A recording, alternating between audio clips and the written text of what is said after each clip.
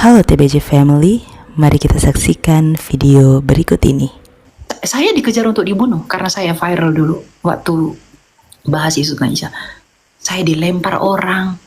Kamu tahu orang-orang terdekat saya itu menyerahkan saya untuk dipersekusi. Saya lari ke sana kemari. Apakah saya tidak takut? Saya takut. Apakah saya tidak cemas? Saya cemas. Tapi saya punya iman bahwa saya menderita itu karena saya tahu bahwa Tuhan itu tahu saya bisa melewatinya. Dan lihat saya sekarang. Saya bisa berbicara dengan kamu karena saya berhasil melaluinya. Apalagi kamu. Gitu loh. Kalau saya bisa berbicara dengan kamu, itu adalah bukti bahwa Tuhan mengasihi semua orang yang mengandalkan Dia. Makanya ada tertulis, berbahagialah orang yang mengandalkan Tuhan. Kadang kan suka mikir juga ya kan, kenapa ya orang yang di luar dari kita Kristen, orang yang gak mengenal Tuhan, kenapa ya lebih beruntung daripada kita? Kita yang lebih berpengharapan, yang lebih percaya Tuhan, tapi kita gak merasakan yang kayak mereka rasakan. Karena itu dunia. Ketika kamu dekat dengan, ketika setan menawari kamu untuk mengikuti dia memberikan kamu banyak hal, enggak? Oke. Tapi ketika kamu semakin dekat dengan Tuhan, setan itu berusaha menarik dan menyiksa kamu agar kamu nggak nyaman ikut Tuhan, sehingga kamu mengikuti dia dengan kenyamanan yang dia tawarkan. Jadi semakin kamu dekat dengan Tuhan, kamu pasti semakin menderita. Trust me. Kamu pasti semakin menderita karena iblis itu nggak suka kamu diselamatkan. Maka dia menipu kamu dengan kenyamanan yang dia berikan bagi kamu. Kenapa ya orang nggak dekat sama Tuhan itu malah damai sejahtera ya dia? Kenapa dia malah mendapatkan banyak hal ya? Tapi aku yang punya iman malah nggak dapat apa-apa. Berbahagialah kamu, dan sekali lagi berbahagialah. Itu menjadi bukti bahwa kamu dekat dengan Tuhan. Sekarang saya tanya sama kamu, rasul-rasul yang dekat sama Yesus, apakah akhir hidupnya enak? Mati semua, matinya pun mohon maaf nggak layak. Dibakarlah, digorenglah, dipenggallah. Dekat dengan Tuhan Yesus loh. Baru tahu Kak. Melihat Tuhan Yesus loh. Menyentuh 1 Yohanes 1. Dirabanya tangan Tuhan kita itu. Dilihatnya wajahnya itu. Tidur bareng, makan bareng. Tapi apakah akhir hidupnya enak?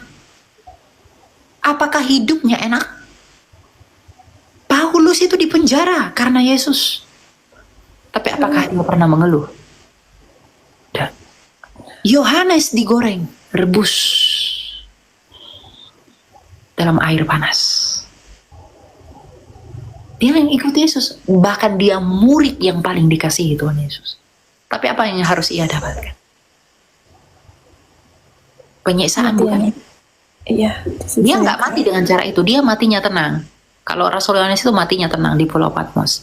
Akhir hidupnya di sana. Makanya ada makamnya di Turki. Cuma dia Rasul yang makamnya tenang.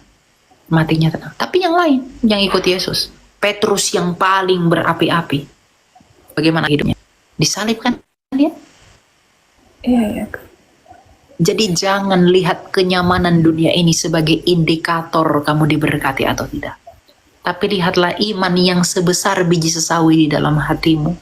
Ketika dunia ini menyiksamu, ketika iblis ini menimpalimu dengan pencobaan agar kamu menyangkali Allahmu itu. Tapi kamu tetap bersyukur sama Tuhan. Maka akan terjadi seperti yang pada Ayub. Meskipun Ayub ditimpali pencobaan yang luar biasa, tapi mulut dan hatinya tetap bersyukur sama Tuhan. Apa yang Tuhan lakukan sama dia? Dia pulihkan berkali-kali lipat. Aku juga udah ngelakuin itu kok Kak. Udah sih. Tinggal tunggu aja waktunya. Kamu nanti baca Pengkhotbah 3 ayat 1. Pengkhotbah 3 ayat 1 ya Kak ya. Kita baca ya. Iya, isinya gimana ya Kak? Kamu tinggal tunggu waktunya aja nih. Pengkhotbah 3 ayat 1.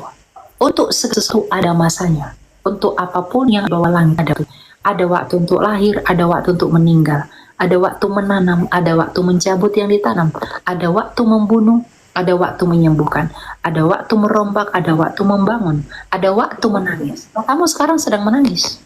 Iya, ada betul. waktu tertawa, ada waktu meratap, ada waktu menari, ada waktu membuang batu, ada waktu mengumpulkan batu, ada waktu memeluk, ada waktu menahan diri dari memeluk, ada waktu untuk mencari, ada waktu untuk membiarkan rugi, ada waktu untuk menyimpan, ada waktu untuk membuang, ada waktu untuk merobek, ada waktu untuk menjahit, ada waktu untuk berdiam diri, ada waktu berbicara, ada waktu mengasihi, ada waktu untuk membenci, ada waktu untuk perang, ada waktu untuk damai.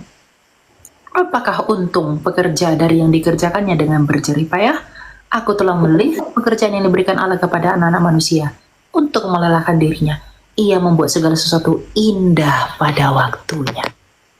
Bahkan ia memberikan kekekalan dalam hati mereka, tetapi manusia tidak dapat menyelami pekerjaan yang dilakukan Allah dari awal sampai akhir. Jadi harus sabar sampai. Harus sabar.